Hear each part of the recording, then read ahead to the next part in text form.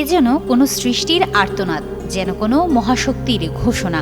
বজ্রপাত প্রকৃতির নয়, বরং আল্লাহর পক্ষ থেকে তীব্র এক বার্তা। মানুষ যখন সীমা অতিক্রম করে ন্যায় ভুলে অন্যায়ের পথে হাঁটে, তখন প্রকৃতিও যেন তার ভাষায় সতর্ক করে দেয়। এই ভয়াল শব্দ কেবল আবহাওয়ার নয়, বরং তা হতে পারে এক আসমানি সতর্কতা, একবার চোখ তুলে তাকানোর ডাক, হৃদয়ে উল্টে দেখার সময়। তাই তো কোরআনে বজ্রপাত নিয়ে লেখা এক পূর্ণ সূরার নাম সূরা রাদ।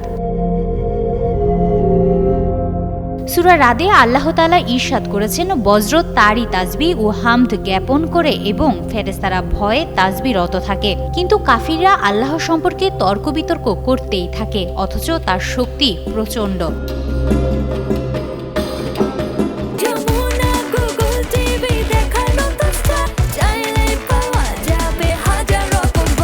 এই মহাশক্তির সম্মুখীন হলে আমাদের রাসূলুল্লাহ সাল্লাল্লাহু আলাইহি ওয়াসাল্লাম কিছু দোয়া শিখিয়েছেন, যা বজ্রপাত থেকে রক্ষা পাওয়ার জন্য খুবই গুরুত্বপূর্ণ।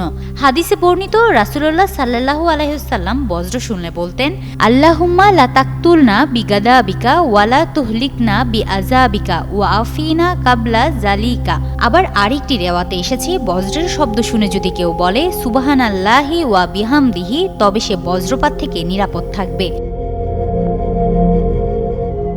কিন্তু দুর্ভাগ্যজনকভাবে বজ্রপাত নিয়ে আমাদের সমাজে বহু কুসংস্কার প্রচলিত আছে। কেউ কেউ এই বজ্রপাতে মৃত্যুকে ঠাডা পড়া বা গজবের মৃত্যু হিসেবে ব্যাখ্যা করেন, যা কুরআন ও হাদিসের আলোকে পুরোপুরি ভুল।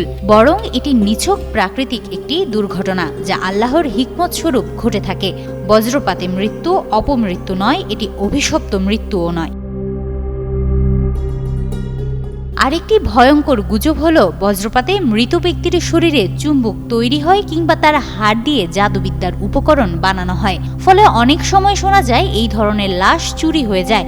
এসব ধারণা কেবল ভিত্তিহীন নয়, বরং একে কেন্দ্র করে মৃতের মর্যাদাহানি একটি ঘৃণ্য অপরাধ। ইসলামে জীবিতের যেমন সম্মান রয়েছে, মৃত ব্যক্তির ক্ষেত্রেও একই রকম সম্মান অপরিহার্য। মৃতদেহ অপহরণ, কেটে নেওয়া বা অসম্মান করা চরম হারাম কাজ। হিমাতুল জান্নাত, যুগান্তর নিউজ।